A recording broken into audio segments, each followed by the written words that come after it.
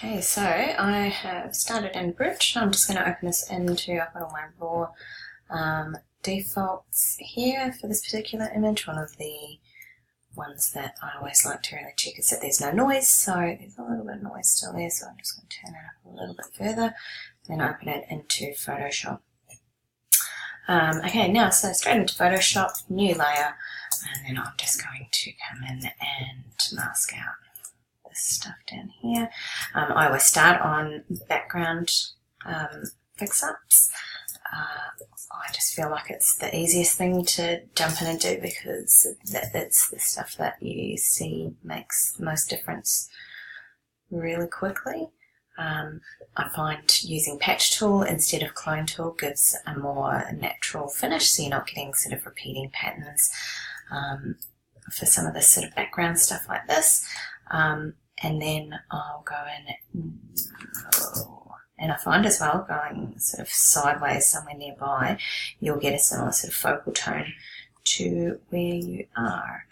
I could sit and tweak this forever, so I'm going to there, not that one. And I just paint in that texture and a lower opacity. And then on another new layer, sorry, I clipped that out when I set my screen size. Just grab a few of these colour tones from behind and soften out some of that. There.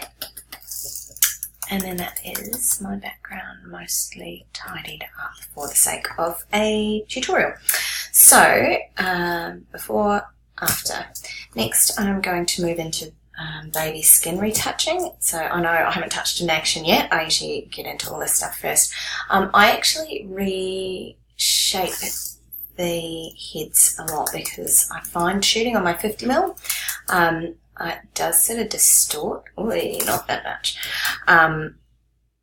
So I usually just pull this in a little bit and pull this cheek out. Not that much.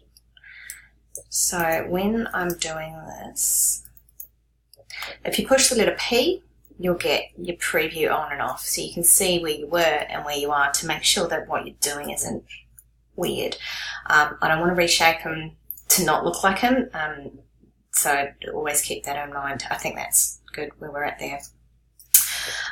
So the next thing I'm going to do is another new layer, zoom in and just using patch. I use patch tool, spot healing tool, but I sample my own layers rather than doing the sample that the computer does. I prefer to tell it where I want to go. Just a couple of other spots here. I use a lot of keyboard shortcuts. I find that really helps to keep my speed up during the edits. J is your shortcut for spot healing tool. Next I'm going to run some of my actions. So I will come and find, should have had these ready to go, task actions. Nope, that's not ones we want. NMP, here we go. So now we're up here. The first one I'm going to run is the skin. It's paint on skin smoother. And then picking up the brush, put it on at 100% because you can always bring it back if it's not, if you find it's overcooked it. So you can see it's just sort of smoothing out all that mottliness, but I'll zoom in a second, I'll show you. You can still see like the hairs on his legs and the hairs on his arms here. So while it's smoothing out the skin tone, it's not interfering with his tone, with his skin texture. It's pretty intense, so I'm actually going to pull that back to about 70 so that it's not too much.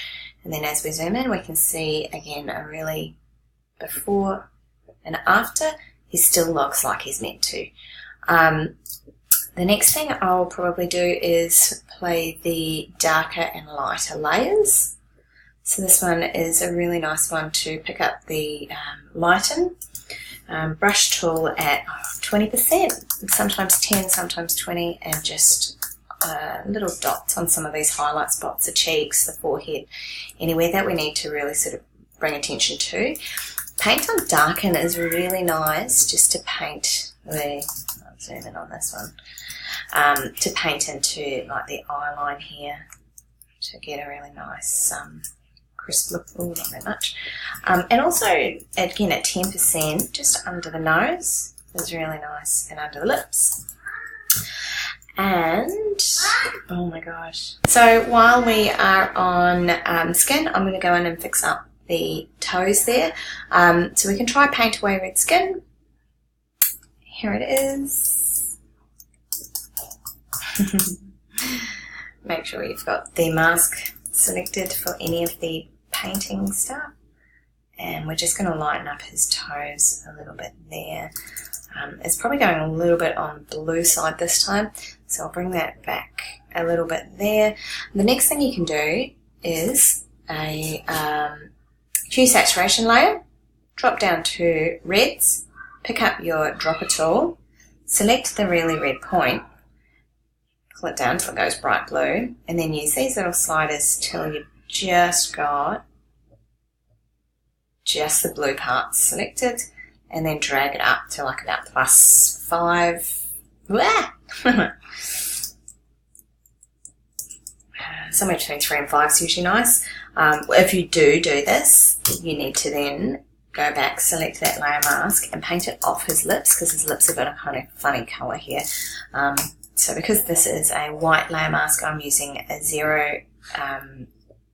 100% brush with black to paint that back away so that we see his normal lip colour. Sometimes your cheeks, you want to try and keep the rosy cheeks as well. So now I'm going to put a colour grade over it. So the rosy haze is really nice on a lot of newborn stuff. You can see it gives it a nice sort of soft warmth. And then I'll probably put on the creamy matte as well. Don't mind if you get some of those come up. Sometimes it's just to do with layers and workflow, and I'm really happy with that. I might actually pull the matte back just a little bit, maybe to about 60 or 70. And same with the rose. I do like a bit of contrast in my images. And then the last ones I would do is the paint on sharpen onto the top layer, and paint on vignette onto there as well. So paint on sharpen, sharpening features. So with a white brush, because it's a black background, I'll be painting into here and here and here. Now this has gone on pretty intense, so I'm going to drop that back down to there. And then I'm actually going to knock this back up again at the opacity to like 60. And then pick this one up. I've got a white brush already on. I'm going to make my brush size massive, and then just sort of gently, not that much. I'm going to paint on at 10% to give a nice, there we go, beautiful, just like that. And there we go, all done. Save it out,